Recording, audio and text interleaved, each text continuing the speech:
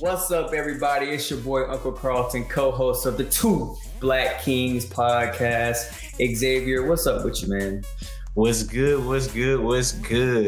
kings and queens? My name is Xavier Greer. I'm also the co-host of the Two Black Kings podcast. Thank you for joining us this week. The Two Black Kings podcast seeks to inspire a generation to equip themselves with tools to navigate life. We will be discussing topics such as financial literacy, pop culture, and relationships from the perspective of two Black kings. Here on the Two Black Kings podcast, we want to bring you different perspectives from some of the highest achievers within their fields. While the guests we have on the show do not reflect the ideas of the co-hosts nor the companies we work for, we believe in providing you with the knowledge, tools to take your life to the next level. Before you do anything, like, comment, and subscribe to our channel. Send it out to at least 5 friends and follow us on Instagram at Two Black Kings. All right, let's get into this week's episode.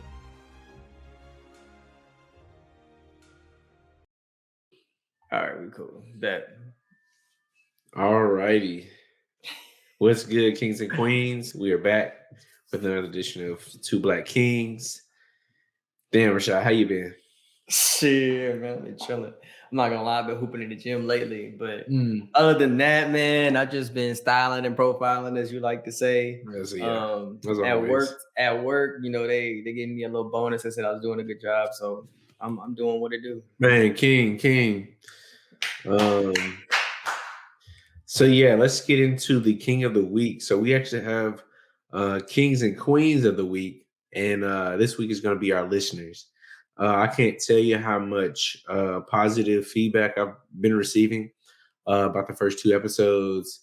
So I just want to say, appreciate y'all. Thank y'all for listening, first of all, and then 2, coming back with some constructive feedback on how we can get better. Yeah. You been hearing good things? That constructive feedback be so nice just because, we want to get better. We want to get 1% better, as we're about to say, every single episode. Mm-hmm. And so when you guys give us that constructive criticism, it lets us know what our viewers want to see and what they don't want to see, kind of what's going on. So appreciate you guys for that. Yep. So yeah, big thanks for that. For sure. And yeah, for the book of the week, Rashad, back to back, he's coming with the book of the week. Yeah, the book of the week. This week is Atomic Habits. This is a must read, add to your library. It was written by James Clear, who was a former D1 athlete. He played baseball. And we're going to get really into the nitty gritty of the book later on in the podcast because it has to do with the topic. But really, it just harps on how if you want to make changes, big changes to your life, it starts with the small steps first. You can't ignore those. It really harps on the process instead of focusing on the outcome. And they say if you get 1% better for a whole year every single day, then you'll be 37 times better at the end of the year. So I thought it was a great book. It's a must read, and it'll really change your life. Well, you get 37% better if you do 1% each day. It's 37 times better. Oh, gotcha. Yeah, 37 that's times cool. better. Yeah. Okay. The trick is, how do I get 1% better every day? And that's what the book kind of describes. Right. And when did you start reading that? I read this probably...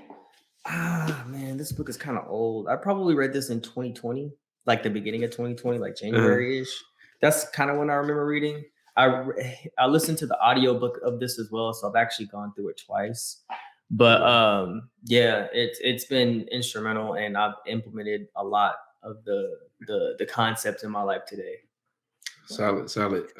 Can't wait to unpack that when we get to our topic. Word. But first, we got a new segment of the week. Or really, new segment, period. Pretty much. The segment is called "Am I Trippin'?" And so we're gonna tell you a scenario. Okay. And then the viewers are gonna tell me, "Am I tripping or not?" Or would y'all have done the same thing I did? So this. If you're watching the video on YouTube, comment in the description if he's tripping. If you're listening to a podcast, just hit us up on our Instagram at Two Black Kings. Right. Okay, so this is what happened. So I want to preface this by saying I'm starting to hang with some very high earners. So some friends that actually like to spend money, which I appreciate. but along with that, it comes to the spending money part.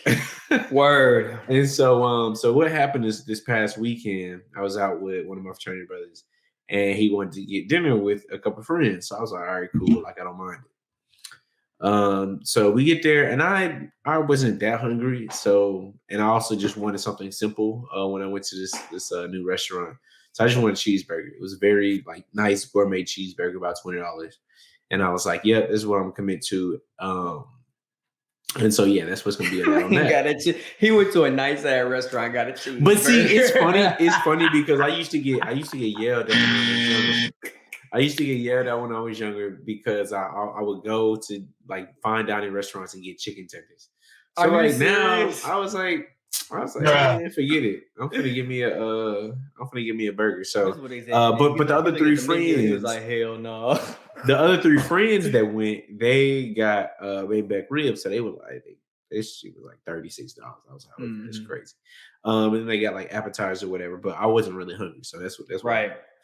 And so the most senior girl out of all of us, I would like to think, I just mentally assume that she's making the most money. So I was like, okay, cool. When the waiter came and she asked for she was like, oh, one check. And the girl that's making the most money, I'm like, oh, okay. She said one check. So I'm just assuming that she's going to pay for everybody. So I didn't say anything and, kept it going. And so she comes back. And so the girl puts down a card. Her friend pushed down her card. And then my friend brother pushed down his card. I'm just like, so I put down my card and she's like, oh, we're going to split it 4 ways. And I was like, split it like 4 ways, bro. That shit crazy. I just got a $20 burger. So it ended up coming out to be $60 a piece. And so, when I wasn't really tripping, like, because I know they like to spend money, but at the same time, I was just like, damn, I really just paid $60 for a whole burger. So am I tripping?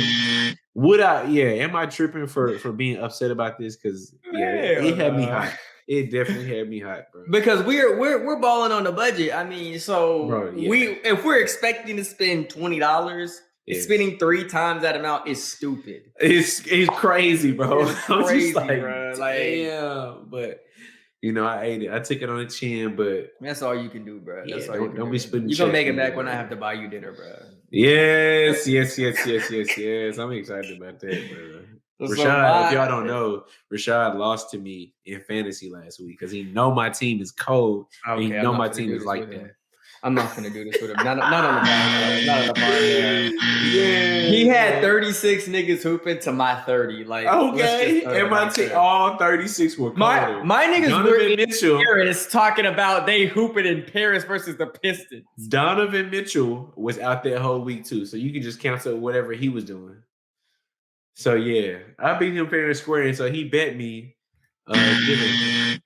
Yeah, I need a hand clap for that. I need a hand clap for oh my god. For my win. Yeah. That's all I need. So y'all let me know if I'm true. Yeah. So let me just tell you guys a story. Hold on, let me preface this with this.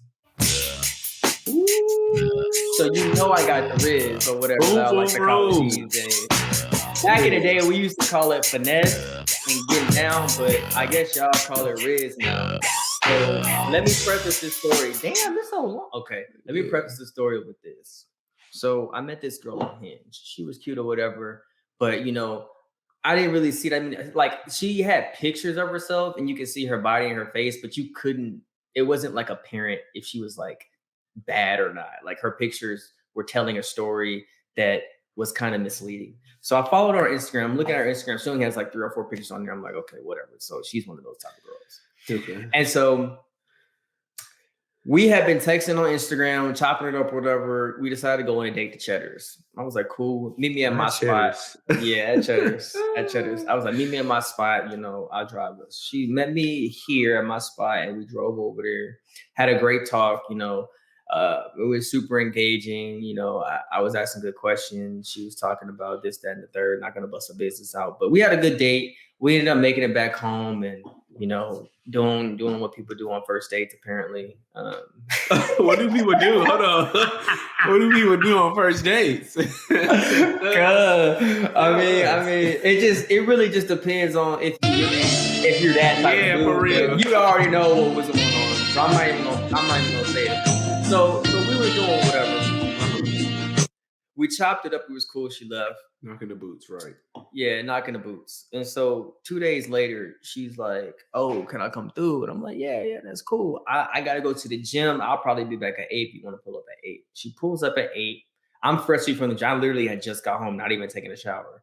I'm cooking, doing my thing. And so I'm cooking, taking a shower, doing my little routine. It's about 9 o'clock now. We sitting there watching Gossip Girl. And she starts to try to kiss me or whatever. I'm like, okay, cool. Like, I'll kiss her. I mean, I'm not gonna lie. Like, I wasn't super attracted to her because, like I said, her pictures were, misleading. But it's not that she was a catfish. She just was a little bit finer. I thought she was a little bit finer. Anyway, yeah. So I was like, I wasn't like super into the kissing, but I was like, I'll kiss her, whatever. So we're kissing. And then we're getting a little bit serious. I'm like, okay, I know where this is about to go because she's clearly on that type of time. Of course, yeah. But like when it gets to that, when I start initiating it, because she's on top of me, she's like, "Oh, I'm on my period." I'm like, what the fuck? Okay. And so I'm sitting here. I'm like, why are you doing all this if you're not even trying to do all that? Like, why don't we just sit here and watch the show? We was watching Gossip Girl at the time. And she was like, "No, I really just want to kiss you, blase, blase, blah." And I was like, okay, whatever. And then I kiss her a little bit more. And then I just say, forget it. I'm not going to waste this type of time. I'm literally interested in the show if it's not going to lead nowhere. Yeah. And so I just stopped kissing her, but she just doesn't take no for an answer type shit. And she gets a little bit pushy. And I'm like, okay, she's doing the most right now. And this, that, and the third happens. Fast forward 30 minutes, it gets to the point where I'm having to like kind of kick her out of my house. So I literally like grab her and kind of like not forcibly, but like guide her vehemently out of the door. Yeah, escorting herself out. And I just didn't talk to her for 2 weeks because I was like, she was doing the most. Yeah. And recently last weekend, she hit me up on the gram and we had a conversation that led nowhere because I was doing that, you know how girls do when you're like talking to them, they send you one more responses because they don't really want to talk to you. I was doing that type of thing, but she was kind of talking to herself. Mm-hmm. And she ended up just calling me while I'm on Warzone with M. Oh, she loves you. I was on Warzone. And so I'm answering the phone or whatever, and I'm talking to her, I'm chopping up with her. I'm like, bro, you don't realize how you came off to me like you was doing the most. If you would have flipped the situation and I was quote unquote trying to love on you, because that's what she said. She was like, I was just trying to love on you. I'm like, it's just the second time we hung out. Right? What do you mean you trying to love on me? Yeah. Like, and I was like, if you would have flipped the situation, I'm trying to love on you and you really not trying to, I would be going to jail for rape. I'd be going to jail for sexual harassment. You'd be blasting me all on social media talking about don't hang out with this guy. So it's like the double standard here is crazy to me. And the fact that you do this and then act like nothing's wrong tells me a lot about you. So am I tripping for just ghosting her completely? Bro. Or should I have quote unquote communicated? Because she tried to say literally that I don't practice what I preach and I'm not a good communicator. And I'm like, look, I just didn't want to talk to you at all. Yeah, bro. While it's less prevalent, like it's definitely girls out there that like push the envelope a little bit too much. Man. So yeah, you definitely not tripping. You definitely handled it like as well as possible. I wish we could have heard that phone call. Bro. I'm not gonna lie, I was tripping on the phone. I know Emily was tripping too, because she was sitting there and she was like, I cannot believe she's saying this. And yeah, I was Rashad set her straight. I had to. I ain't gonna lie. She apologized, and I was like, yo. Had to. But yeah, no. So that wraps it up for Am I Tripping? I love that new segment. Yeah, that's a smooth segment. It's funny because they actually they're gonna get because stuff happens to me every week that I'm just like, did I handle that like the best that I could have? Bro, it's like so many people will agree with me. But sometimes I may just be tripping. So we'll see. I really need to tell her about my sister because she was tripping yesterday. Bro. Yeah, we're gonna say that. That's another. Yeah, that's another. Yeah. Okay, so yeah, we're gonna get into the topic this week. And so I kind of wanted to introduce the topic by introducing what I learned this past week on social media about Quitters Day. So Quitters Day is the second weekend in January, and it's nationally or globally known as a day where people pretty much give up on their New Year's resolutions. So people, come with great ideas, bright-eyed, bushy-tail when the New Year comes, but 2 weeks after, we were pretty much giving up on our goals. And so kind of wanted to introduce the topic of goal setting. And so the first question I want to pose to you, Rashad, is so what are your goals? Some of your goals this year. And pretty much what does it look like? We're pretty much 3 weeks out from the start of the year. beginning, So yeah. So yeah, I set my goals probably the day after Christmas. I really wanted to. I accomplished a lot in 2022, so I want to make each year better than the last. That's Right. really my goal for life. And so my goals this year were to kind of continue what I was doing, but improve upon that. So I want to get what was I going to say? Oh, I want to get promoted to associate. So right now I'm a banking analyst at Texas Capital Bank, and I want to get promoted to associate. So I have to learn kind of what the associate's job is and show them that I could do a good job at that. So they'll promote me here in the future. So that's my first goal. My second goal is to gain 15 pounds of muscle in the gym. Yes, sir. And so I've been going to the gym at least 3 times a week. Usually it's around 4 to 5, but I stay pretty consistent at 3. And I'm actually lifting weights. And this is kind of the first year that I'm going to be able to lift consistently, because back in track days, I lifted, but it was a different kind of lift, not to put on weight, but to just stay lean. And last year I would have done it, but I tore my Achilles in December. So I was out for the first 7 months of the year. So that really didn't count. And so this year I'm really going to take it serious to get in the gym. I've already gained maybe 2 or 3 pounds, and I'm looking a little bit bigger, but that's the second goal. The third goal is to, grow the Two Black Kings podcast and get over 1,000 subscribers on YouTube. I don't really know how we can do our subscriber count on just the audio, but if we can get 1,000 subscribers on YouTube, grow a nice little following on Instagram and TikTok, I think that's a great goal. We also have a Twitch too where we game, so stay tuned for that. Man. And my last goal is to not only pay off my short-term debt, but to sell 5 houses.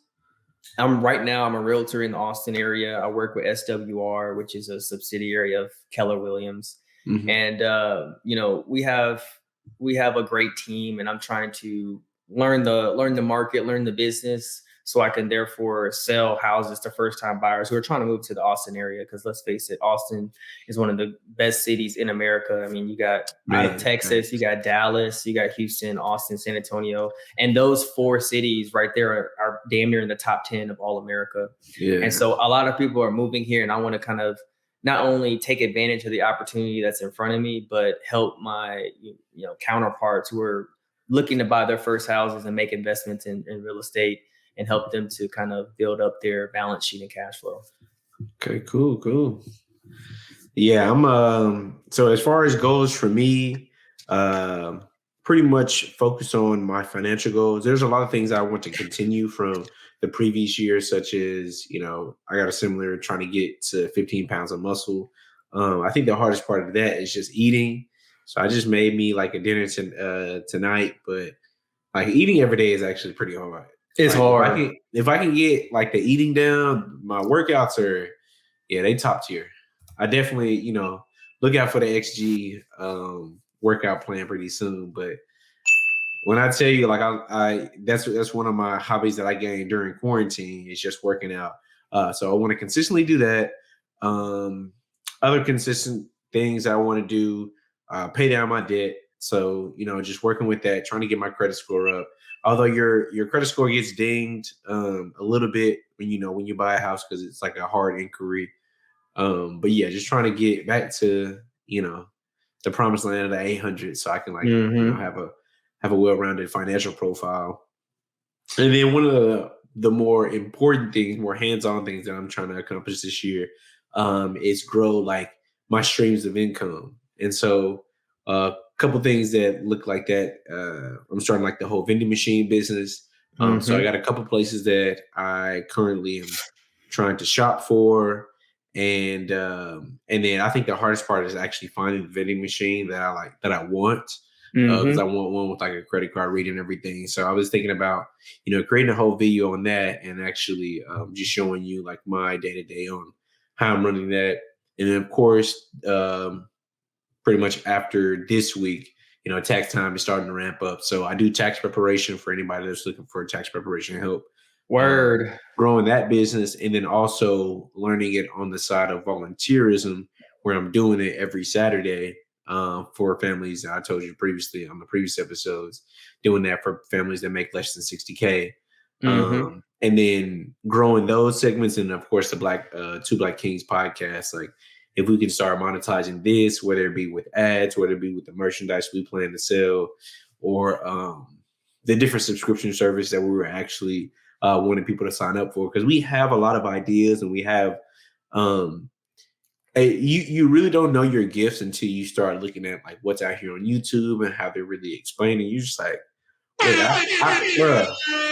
I know how to do like different things that people have been begging for, whether it be a workout plan, whether a diet plan, like anything like that. And so starting to learn that people really need the services that we supply. So using my gift for good has been like on the top of my list. And so I kind of want to move. So now that we have our goals, I think one of the hardest things is, to bring up Quitter's Day, is to get past those goals, or not even get past those goals, but being consistent and disciplined. I think this is the hardest thing, because we can easily say like, oh, okay, I want to make this much money this year with my business, or I want to have a six-pack abs. But if you're not really committed to the process, it can really, fall by the wayside. So Rashad, I know one thing I really appreciate about Rashad is that he's Rock Lee in my phone. So like when I tell you like he is a hard worker, he knows what it means for dedication and hard work. So what are some of the tips that you have about just staying dedicated and staying consistent in your goals? Like with staying dedicated and staying consistent, like there's only so much willpower that you have as a person. And so you should go into your goals and everything that you do with that in mind. Like, you're not going to be able to just strength it out every single day of the year. That's not going to happen. So what you have to do, and one thing the book really talks about, is setting up your environment for success. Which book? The book Atomic Habits, right here, the book of the week. That's one thing that it says deeply. It's like, look, if you want to be consistent at something, you need to set yourself up for success rather than setting yourself up for failure. Here's what I mean by that. If I'm trying to lose weight, we all know that, weight is a function of calories, and you should consume less calories than you burn per day. That's kind of the basis of losing weight. But there are some other things you could do as well, like better your diet. You eat lower calorie foods, not so much processed sugar. And so if I want to eat less sugar and therefore less calories, why would I go to the grocery store and then buy things that are sugary products like fruit snacks, sodas, syrup, all that type of stuff? I wouldn't do that. I would choose the sugar-free fruit snacks, sugar-free syrup, like whatever. And that's one thing that it talks about. If you don't have that sugar in your house, there's a barrier to entry now to consuming those sugary calories. And that's all the book talks about. It talks about making your habits very attractive and making the bad habits unattractive. If you have to go all the way to the grocery store to get something versus you have the sugar-free one right there in your closet, you're 9 times out of 10 just going to eat the stuff that's already in your pantry. And so that's going to be my main, tip to staying consistent. Set up your environment for success. My second tip is going to be find yourself a network or a friend group that holds you accountable. Like with Xavier, he's giving me so much energy because, I literally didn't even feel like doing this podcast today, but I was like, you know what? Xavier's going to hold me accountable. I'm the one that said it. Let me go ahead and do it. And I mean, I feel great now doing the podcast. And so when you have people that are like, you haven't been in the gym in like 3 weeks. I say that shit to Dion all the time. Like, you haven't been in the gym, go to the gym. I say it to my mom too. Like, you need those people around you to remind you, okay, my goal is to do this. Let me get my ass in the gym. Thanks. And my last tip is to plan. If you actually set up a plan, most on the balance of probabilities, you're gonna do it. Like if you write down, I'm gonna go to the gym Monday, Wednesday, and Friday, or Tuesday and Thursday right after work, you're more than likely going to go. You're gonna be like, you know what, I gotta go to the gym. Let me just pack my gym clothes and take it to work with me so I don't even miss it. So if you write it down, schedule your day and plan, and you have an environment set up and you have people that are checking for you, you're going to stay on your shit. You might not accomplish your goals in totality, but you're going to get close.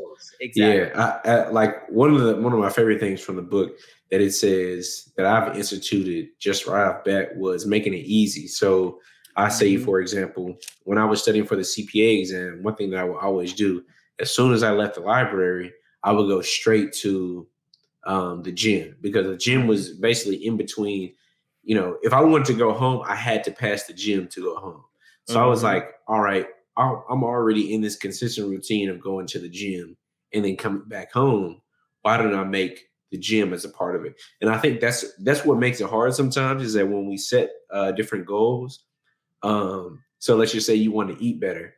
You know, we go to the grocery store and we buy nothing but fruits, vegetables, and sugar-free everything. And then you're just like, I'm not going to eat any of this stuff, because like you really can't change your goals over in an instant and expect your whole life to change.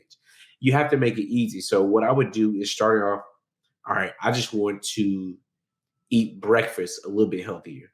So you may get, you know, the fried chicken, you may get the fries, like, you know, on the weekends, or even for dinner.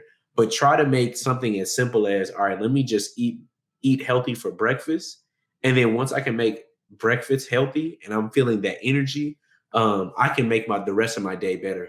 And so that brings me to my next point about having habits. There was a book called from Charles Duhigg called The Power of Habit. I read that one too. Yeah. That's the one Kamar bought me.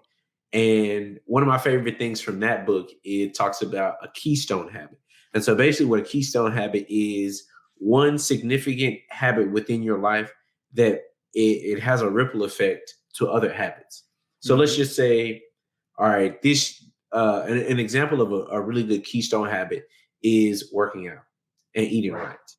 Not only will working out and eating right let you have the body that you would like, that you can show off to your friends, but it also allows you to have more energy during the day to accomplish other goals. Man, it allows you to feel healthy inside, and then mentally you're at a different space when you're working, because you actually feel like being up. You don't need, you know, coffee to be relied on. You don't need an energy drink to be relied on. And so it's important to know that there are some habits that if you change this one thing about yourself, you can really change the trajectory of your whole life. Bro, that's so big that you just said. That's so big, because I didn't even realize how important a keystone habit was to you. Just articulated it just like you did. Like when you work out, or when you accomplish something. Not somebody being at the front door. When you accomplish something, it like gives you the momentum to accomplish other things. Yeah, and that's crazy. And so I want to actually dig deeper into this point. So there's going to be a point when you're doing these habits, or you're trying to accomplish these goals, where you're not going to feel like doing it. Yeah. Like, let's just be honest. Yeah. Or there's going to be a point where you're in the grocery store and you're not going to feel like buying shit that's healthy. Yeah. There's going to be a point where you're in the library where you don't feel like studying. Yeah. There's going to be a point at some point where you just don't feel like doing it. Yeah. And when you get to that point, you have one decision to make. I either keep going or I quit.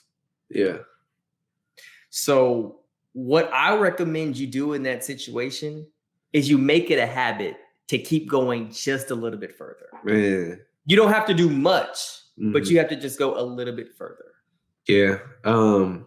And I really, can you bring up that one graph you showed last time?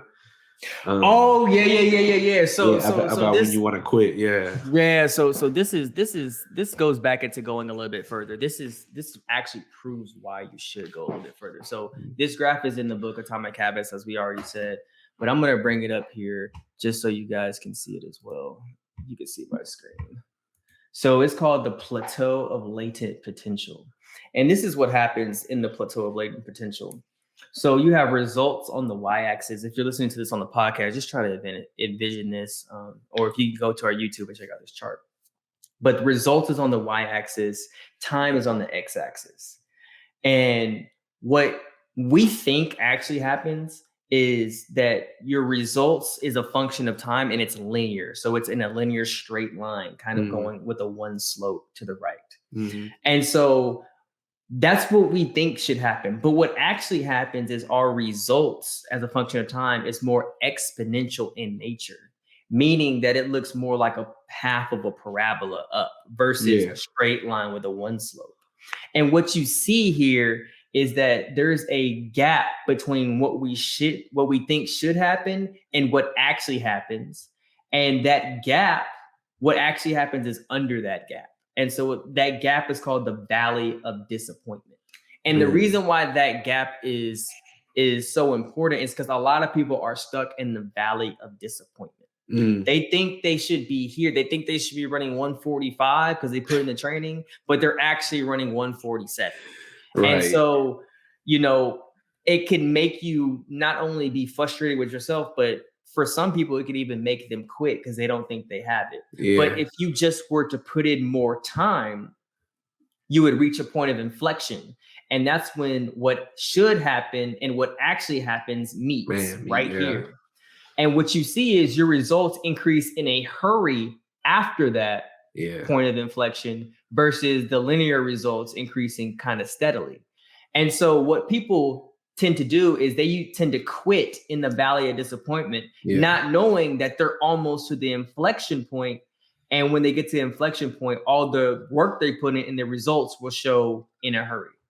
Oh, this is such a great graph because I think a lot of people battle with this where they're just like, I'm not seeing the results that I am looking for or that I'm not expecting. And so that's what motivates me so much to like continue with it. So like I said, I started the whole working out journey. I worked out in high school, pretty much took some time off like when I got to college. But 2020, you pretty much didn't have anything to do but work out. And so when I tell you like I got started and then, you'll do like a couple months or a couple weeks and you're just like, bro, I'm not seeing anything. Like my arm's not getting any bigger. But it's funny because like a couple months later, like you take your shirt off and people be like, oh, you've been in the gym. And I was just like, bro. I'm not gonna lie. When I seen Xavier for the first time after a while, I was like, what the hell is this? Bro. And it really takes that time. And sometimes that it looks different for everybody. So whether that may be a couple months or a couple weeks, just know that you need to put in, I basically try to put in a time buffer. So if I hate people that say like, oh, I'm gonna get abs by summer. So first of all, you're not gonna get abs by summer if you haven't been working since last summer. Man. Like since last summer. And I was like, second of all, you need to be realistic with your goal. So whether it be, I want to work on contacting my friends, or I want to do better about connecting with family. Like how to measure that is you just have to stay consistent and disciplined every single day. It's going to look different. So like, for example, today, I did not feel like going to the gym. I was like, I am not going to do it. I've been chilling all day and I'm just, so 5 o'clock rolled around and I'm just like, you know what? I'm going to scroll on TikTok or Instagram or, Snapchat for an hour. I might as well get this 1 hour in where I just go and work out. And that has done so much good for my mental, because when I'm encountering other problems, if I'm encountering something at work where I'm just like, bro, I'm not really trying to understand this right now. Me being consistent in my gym routine allows me to be consistent in my work routine where I'm just like, all right, I know I'm not going to be the smartest dude at work every day, but six out of 7 times I'm going to be the smartest dude. Like, oh God, and that's the mindset that you have to approach it with. And so, I love one thing I really like about this podcast is how we look at topics from different perspectives. And so when I first brought the topic to Rashad, I told him that we wanted to talk about commitment to our goals, and what commitment looks like wholeheartedly. And so he went and found a podcast from Fresh and Fit, where we're going to talk about commitment when it comes to relationship, because I think that can be hard.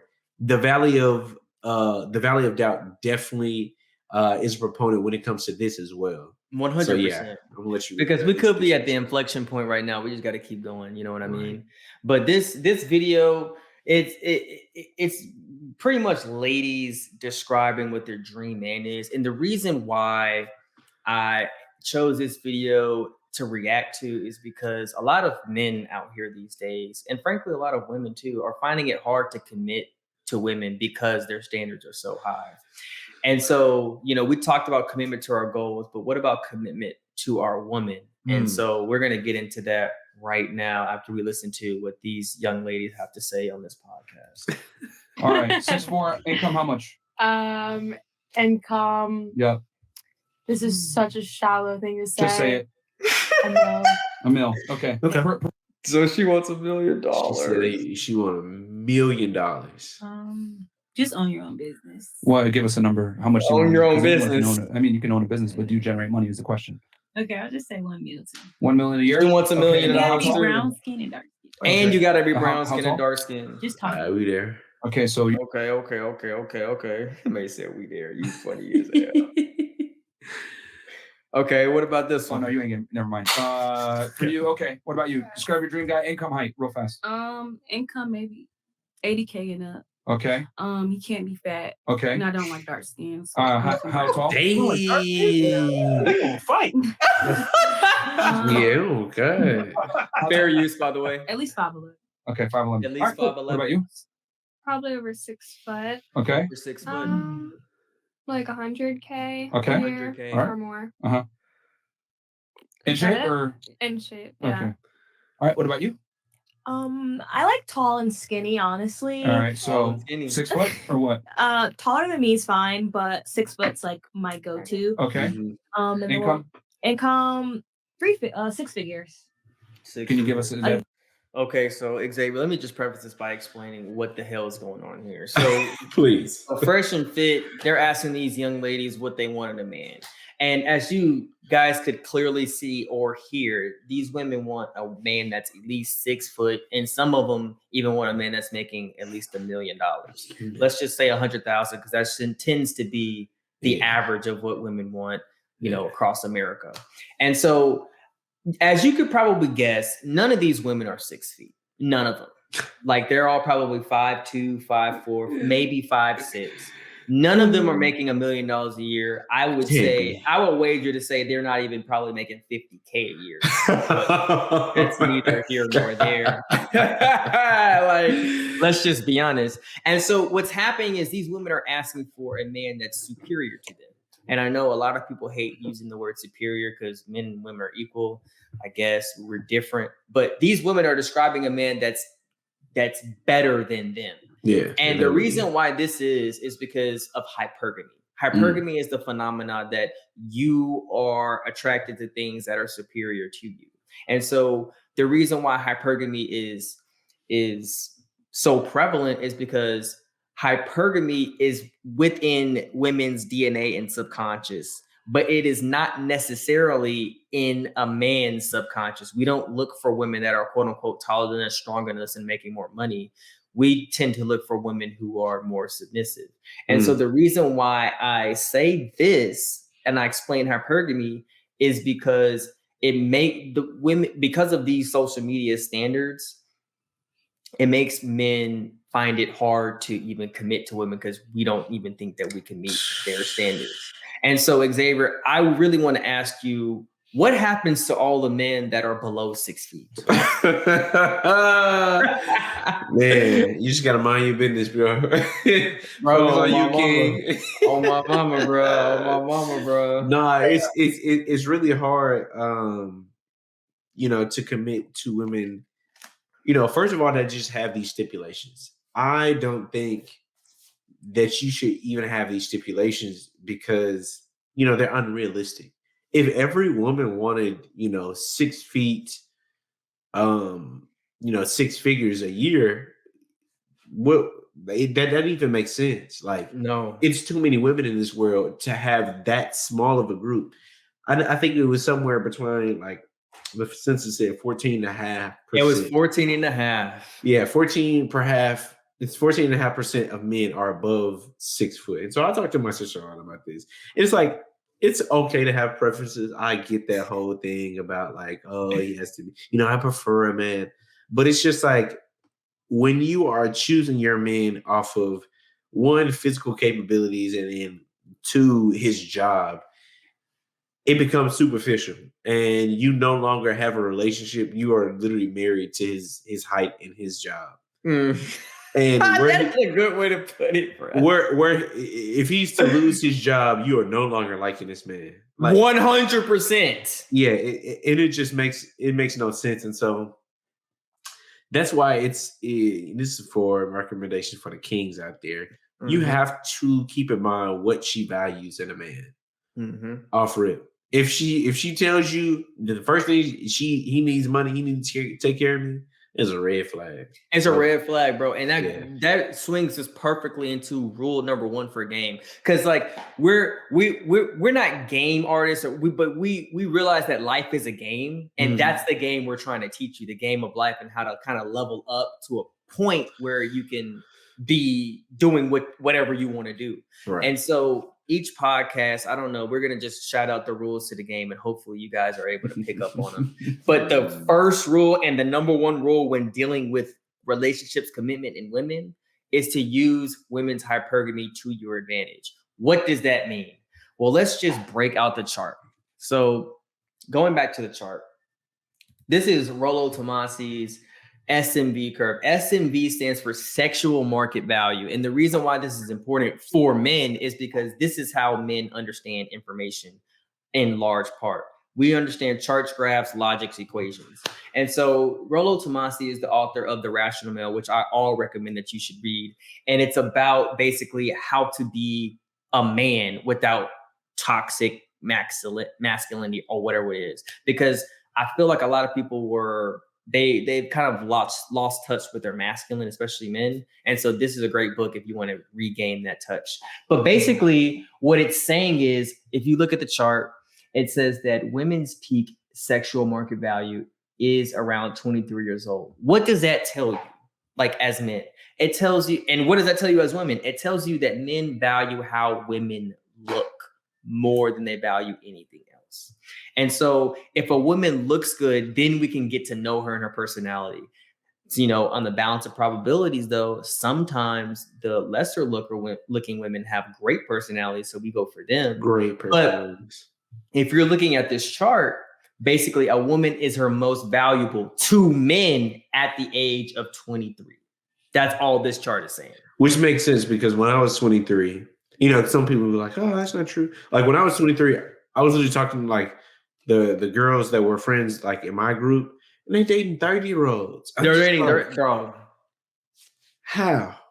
Bro. But it makes sense. And the fact that you said that brings me into the next point. Yeah. Women who are hypergamous, as we just stated, find men to be their most attractive at the age of 38, somewhere between 35 and 38. That tells you that when looking at a man, they don't necessarily look at how pretty a man is or how handsome he is. They look at the totality. They look at his money and how he looks. Mature. It's really what I'm saying. I mean, if you look at Jay-Z and Beyonce, it's clear. But men tend to hit their financial stride between 38 to about 45-ish. So that's when they are the most attractive to women.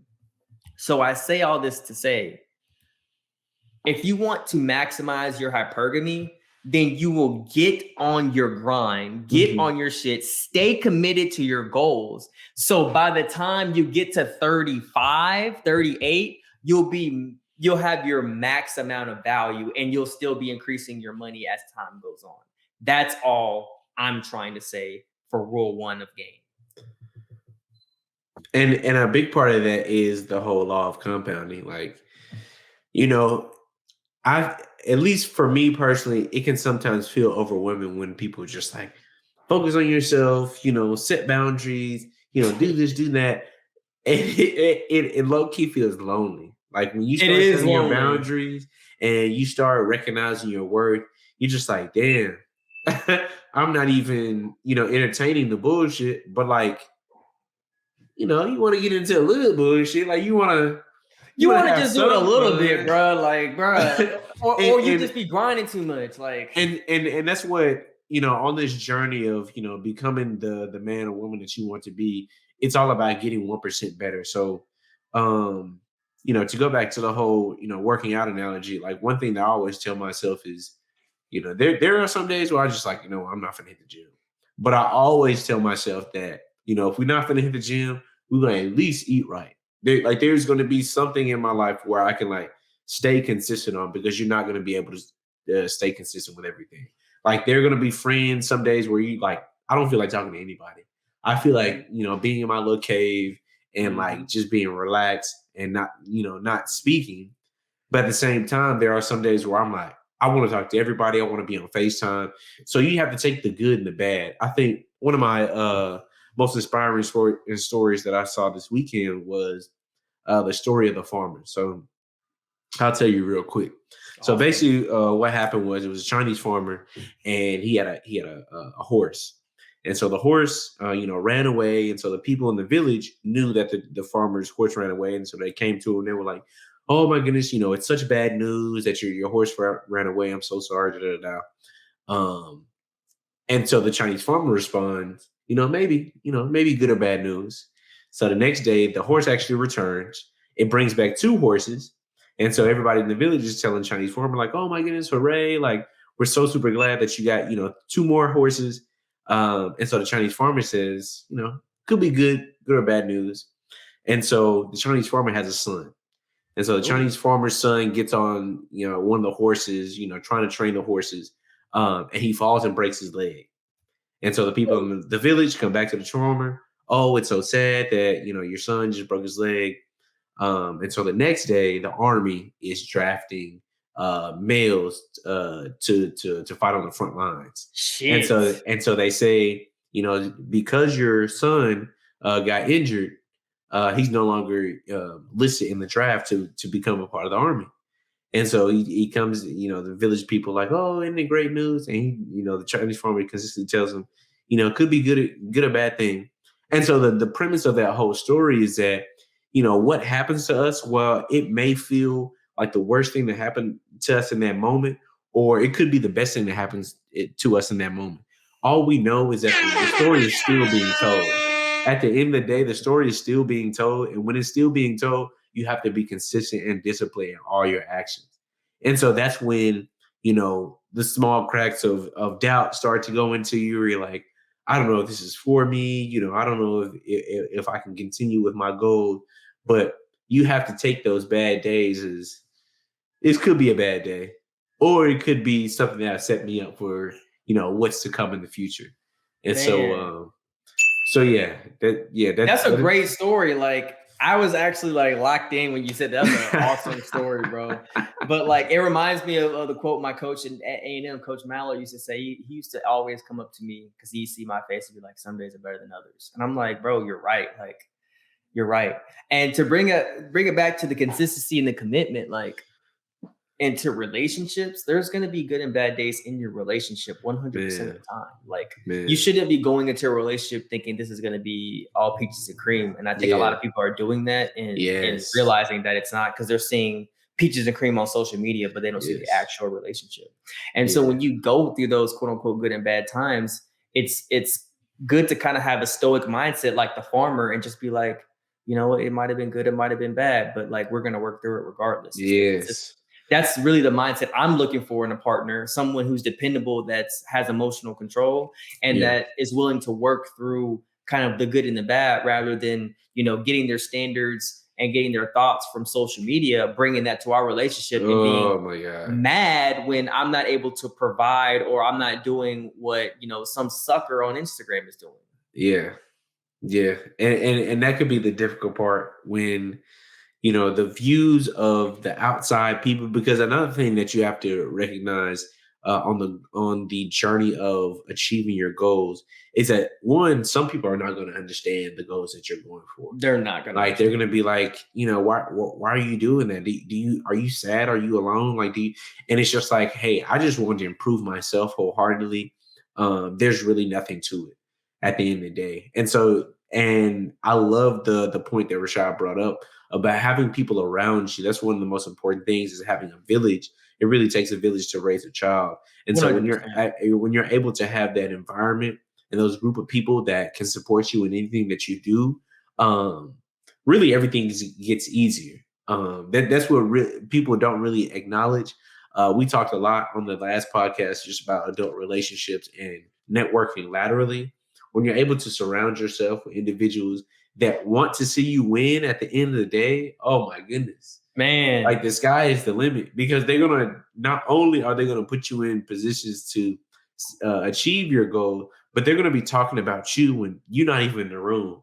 They're going to be telling the people that he really liked that, and I know that he has, the capability of being great.